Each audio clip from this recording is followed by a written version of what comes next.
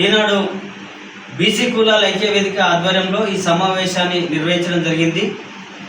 BC కులాల ఐక్యవేదిక గత 2 సంవత్సరాల నుండి ఈ సంఘాన్ని మల్కాజ్గిరి ప్రాంతంలో ఏర్పాటు చేసుకొని బీసీ కులాలకు సంబంధించినటువంటి హక్కుల కోసం, బీసీ కులాలకు సంబంధించినటువంటి రిజర్వేషన్ల కోసం, బీసీ కులాలకు సంబంధించినటువంటి మహనీయులకు సంబంధించినటువంటి విగ్రహాలు మినీ ట్యాంక్ బండ్ మీద ఏర్పాటు చేయాలనేటువంటి సిద్ధాంతంతో ఈ సంఘాన్ని ఆవిర్భావం చేయడం జరిగింది.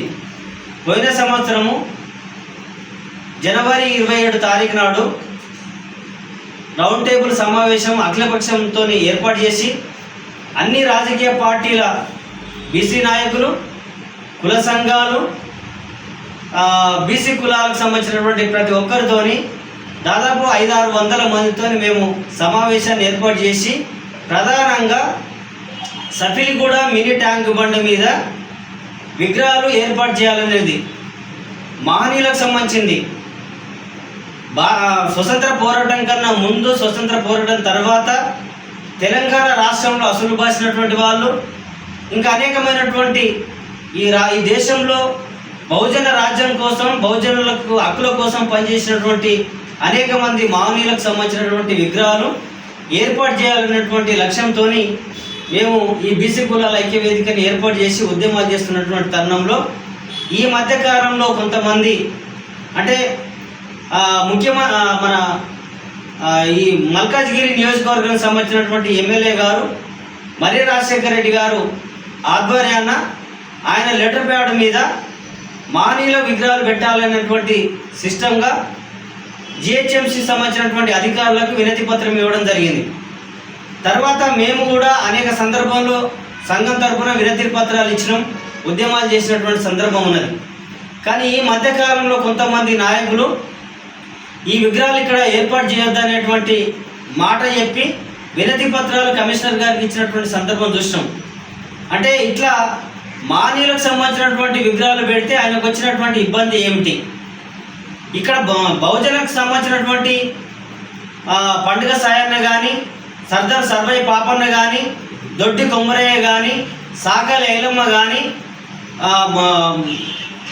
మన ప్రొఫెసర్ జయశంకర్ కానీ, సర్వయ్య పాపన్న కానీ, కొండ లక్ష్మణ్ బాబూజీ కానీ, ఇట్లా అనేక మంది మహనీయులు అనేక మంది పోరాటాలు చేసి ఈ దేశంలో పేద ప్రజల కోసం పనిచేసినటువంటి వ్యక్తులు వాళ్ళ విగ్రహాలు పెడితే ఈయనకు వచ్చినటువంటి ఇబ్బంది ఏమిటి? మేము ఇట్లాంటి పద్ధతి మానుకోకపోతే బీసీ కులాల ఐక్యవేదిక నుంచి తీవ్రమైనటువంటి ఒత్తిడి తీసుకొస్తాం, తీవ్రమైనటువంటి ఉద్యమాలు చేస్తాం.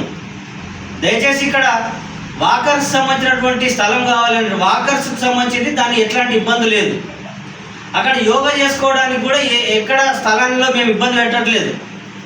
హైదరాబాద్ హుస్సేన్ సాగర్లో మినీ ట్యాంక్ బండ్ మీద ఎట్లయితే పెట్టారో వీటిని కూడా ఇక్కడ సఫిలిగూడ మినీ ట్యాంక్ బండ్ మీద చివరికి పెట్టి అక్కడ నుంచి చివరి నుంచి ఇక్కడ దాకా దాదాపు కిలోమీటరు పొడుగున్నటువంటి దాని మీద అనేక మంది విగ్రహాలు రావడానికి అవకాశం ఉంటుంది. అట్లా పెట్టుకొని ఆ మహనీయులను స్మరించుకునేటువంటి విధంగా ఉండాలి. ఈ దేశంకి భారత రాజ్యాంగం రాసినటువంటి అంబేద్కర్ విగ్రహం ఇలా ఇక్కడ లేదంటే ఎంత దుర్మార్గమైనటువంటి పరిస్థితి. అంబేద్కర్ విగ్రహం పెడితే తప్పేమిటి? పూలే గారి విగ్రహం పెడితే తప్పేంటి? చదువుల తల్లి సావిత్రిబాయి పూలే విగ్రహం పెడితే తప్పేంటిది? అంటే ఇవన్నీ ఈ మహనీయుల విగ్రహాలు పెడితే రేపటి తరం, వచ్చే తరం వాళ్ళు దాన్ని అర్థం చేసుకొని మహనీయుల చరిత్రను తెలుసుకొని రేపటి రోజున బహుజన రాజ్యానికి పూనుకుంటారనేటువంటి లక్ష్యంతో మీ ఆలోచన ఉన్నదా? ఒకవేళ అట్లాంటిది ఉంటే విరమించుకోండి, లేదంటే తీవ్రమైనటువంటి ఉద్యమాలు వస్తాయి.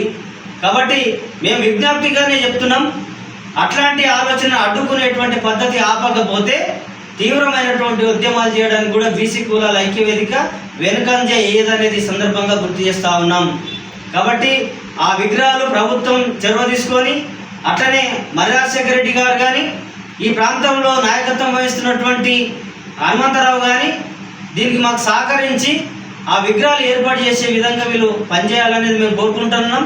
లేదంటే మేము తీవ్రమైనటువంటి నిరాదీక్షలు కూడా మేము వెనుకపోం, అమర నిరాహార దీక్షలు కూడా వెనుకపోం అనేది సందర్భంగా గుర్తు చేస్తూ ఉన్నాం. కాబట్టి ఇచ్చేవాళ్ళని ఆపకండి, పెట్టేవాళ్ళని పెట్టేయండి, మాకు సహకరించండి, లేదంటే మేము తీవ్రమైనటువంటి ఉద్యమాలు చేస్తామని తెలియజేస్తూ సెలవు తీసుకుంటున్నాం.